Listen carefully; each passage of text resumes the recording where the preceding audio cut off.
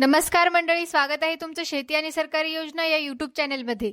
मित्रांनो, महाराष्ट्रातील संजय गांधी निराधार अनुदान योजनेच्या लाभार्थ्यांसाठी आज आपण एक महत्त्वाची माहिती पाहणार आहोत.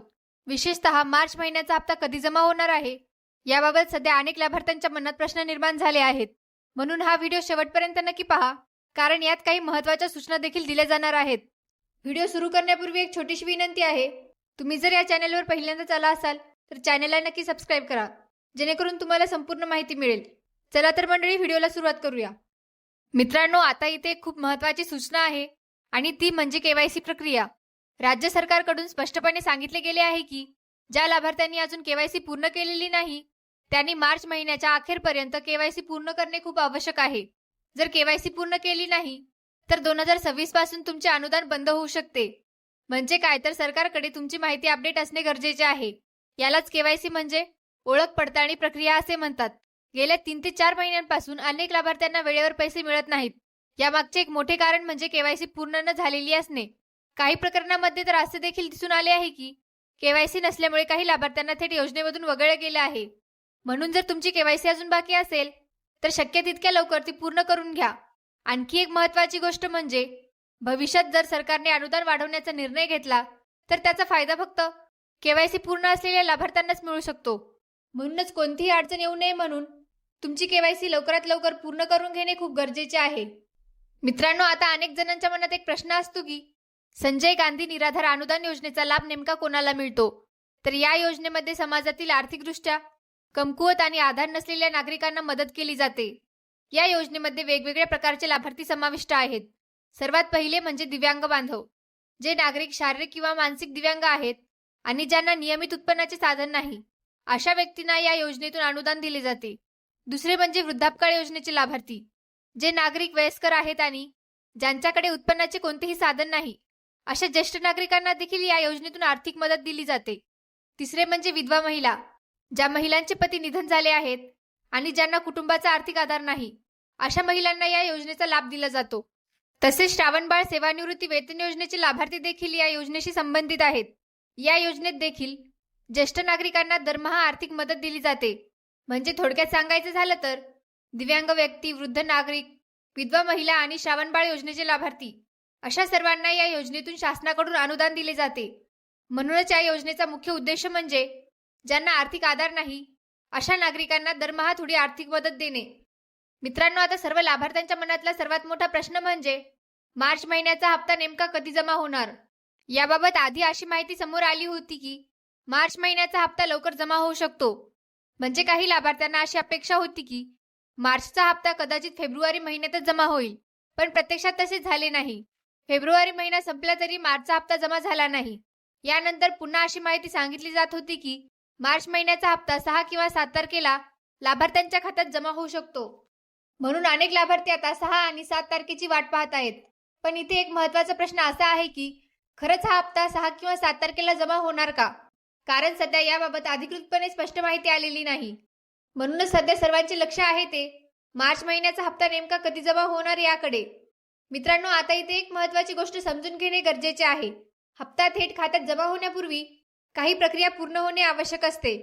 जर खरंच 6 किंवा 7 तारखेला पैसे जमा होणार असतील तर त्याआधी काही संकेत दिसायला लागतात. सर्वात आधी योजनेच्या पोर्टलवर एक मेसेज किंवा नोटिफिकेशन दिसते. या मेसेजमधून लाभार्थ्यांना कळते की लवकरच हप्ता जमा होणार आहे. पण फक्त मेसेजने पुरेसे नसते. त्याआधी सामाजिक न्याय विभागाकडून त्या हप्त्यासाठी निधी मंजूर होणे देखील खूप आवश्यक असते.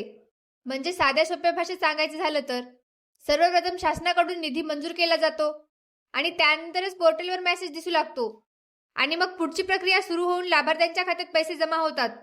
मागील महिन्यात देखील अशीच एक परिस्थिती झाली होती. त्यावेळी हप्ता जमा होणार असल्याचे एक नोटिफिकेशन आले होते, पण काही वेळानंतर ते नोटिफिकेशन काढून टाकण्यात आले. याचे कारण असे होते की फेब्रुवारी महिन्याच्या हप्त्यासाठी आवश्यक असलेला निधी अजून मंजूर झालेला नव्हता. म्हणूनच निधी मंजूर न झाल्यामुळे त्यावेळी हप्ता वितरणाची प्रक्रिया पुढे ढकलण्यात आली होती.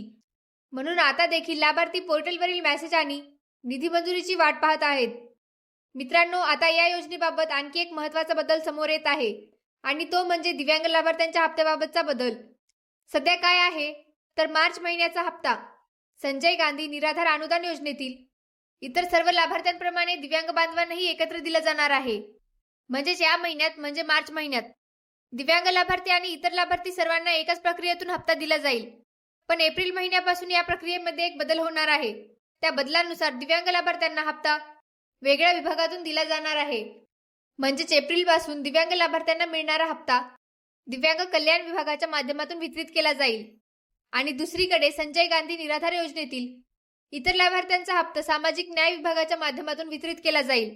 म्हणजे थोडक्यात सांगायचं झालं तर मार्च महिन्यात सर्व लाभार्थ्यांना एकत्र हप्ता दिला जाणार आहे, पण एप्रिल महिन्यापासून दिव्यांग लाभार्थ्यांचा हप्ता वेगळ्या विभागातून दिला जाणार आहे.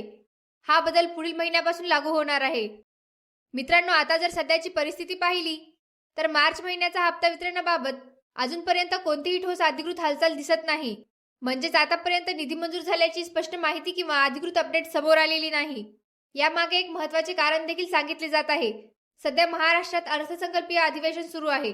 या अधिवेशनादरम्यान राज्य सरकारकडून विविध योजनांसाठी निधी आणि पुढील वर्षाचा खर्च ठरवला जातो. तसेच 6 तारखेला महाराष्ट्राचा अर्थसंकल्प सादर केला जाणार आहे. म्हणून सध्या शासनाचे लक्ष मोठ्या प्रमाणात अर्थसंकल्पाच्या तयारीकडे आहे.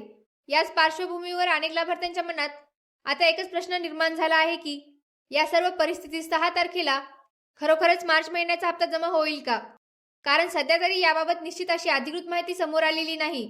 म्हणून लाभार्थ्यांना अजून थोडी प्रतीक्षा करावी लागू शकते. मित्रांनो, आता आपण पैसे येण्याच्या शक्यतेबद्दल थोडक्यात समजून घेऊया. सर्वप्रथम एक गोष्ट लक्षात ठेवणे महत्त्वाचे आहे की हप्ता थेट खात्यात जमा होण्यासाठी काही महत्त्वाच्या प्रक्रिया पूर्ण होणे गरजेचे असते. सर्वात आधी शासन निर्णय म्हणजेच अधिकृत आदेश येणे आवश्यक असते. त्यानंतर त्या हप्त्यासाठी सरकारकडून निधी मंजूर केला जातो आणि निधी मंजूर झाल्यानंतरच योजनेच्या पोर्टलवर मेसेज किंवा अपडेट दिसायला लागतो.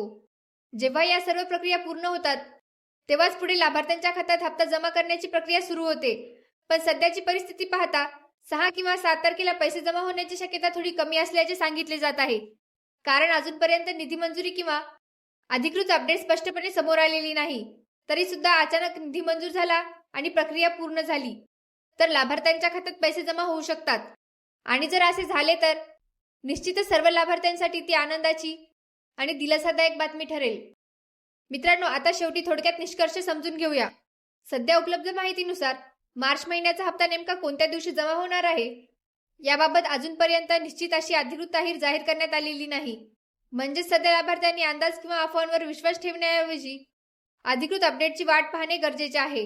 याचबरोबर एक खूप महत्त्वाची गोष्ट आहे ती म्हणजे तुमची केवायसी प्रक्रिया पूर्ण असणे. जर अजूनही कोणाची केवायसी बाकी असेल तर शक्य तितक्या लवकर केवायसी पूर्ण करून घेणे आवश्यक आहे, जेणेकरून पुढे अनुदान मिळण्यात कोणतीही अडचण येणार नाही. म्हणून आता लाभार्थ्यांसाठी 2 गोष्टी महत्त्वाच्या आहेत. पहिली म्हणजे केवायसी पूर्ण करणे आणि दुसरी म्हणजे सरकारकडून येणाऱ्या अधिकृत अपडेटची वाट पाहणे. जेव्हा याबाबत नवीन माहिती समोर येईल तेव्हा नक्कीच लाभार्थ्यांना हप्त्याबाबत स्पष्ट माहिती मिळेल. मित्रांनो, संजय गांधी निराधार योजनेबाबत पुढे कोणतेही नवीन अपडेट आले तर ही माहिती तुम्हाला आम्ही सर्वात आधी या चॅनलवर नक्की देऊ. म्हणून व्हिडिओ उपयुक्त वाटला असेल तर व्हिडिओला लाईक करा, इतर लाभार्थ्यांपर्यंत ही माहिती पोहोचवण्यासाठी शेअर करा आणि जर तुम्हाला शेती आणि सरकारी योजनांबाबत असेच महत्त्वाचे अपडेट्स नियमित पाहायचे असतील तर शेती आणि सरकारी योजना या यूट्यूब चॅनलला नक्की सबस्क्राईब करा. तसेच जर तुम्हाला मोबाईलवर रोज शेती आणि सरकारी योजनांचे अपडेट्स मिळवायचे असतील तर आमच्या व्हॉट्सअप ग्रुपला नक्की जॉईन करा. व्हॉट्सअप ग्रुपची लिंक व्हिडिओच्या डिस्क्रिप्शनमध्ये दिलेली आहे. त्या लिंकवर क्लिक करून आपला व्हॉट्सअप ग्रुप नक्की जॉईन करा. चला तर मंडळी, भेटूया अशाच नवीन अपडेटसह. तोपर्यंत धन्यवाद. जय हिंद, जय महाराष्ट्र.